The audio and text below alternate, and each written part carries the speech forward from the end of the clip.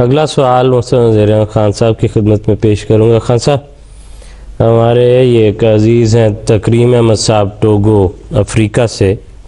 ان کا یہ سوال ہے. وہ کہتے ہیں کہ عقیقے کے لیے بچے اور بچی کے لیے کیا قربانی مقرر ہے، دونوں میں فرق ہے؟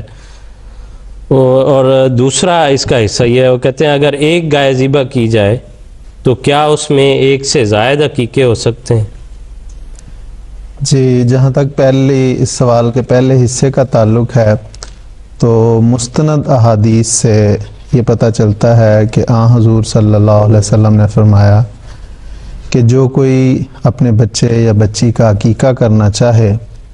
تو بچے کی طرف سے 2 بکریاں یا 2 دمبے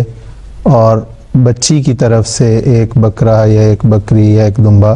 وہ ذبح کرے. تو یہ تو ہو گیا وہ فرق وہ کہ بچی اور بچے کے لیے حدیث میں الگ الگ ہے کہ بچے کے لیے 2 اور بچی کے لیے 1.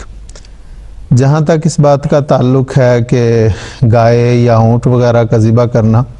تو بعض جو دوسرے درجے کی کتب حدیث ہیں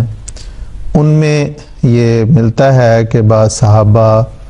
اونٹ یا گائے عقیقے کے طور پہ ذبح کرتے تھے، لیکن ان میں یہ وضاحت کہیں موجود نہیں کہ وہ ایک سے زائد بچے کی طرف سے وہ گائے یا اونٹ ذبح ہوتی تھی. گویا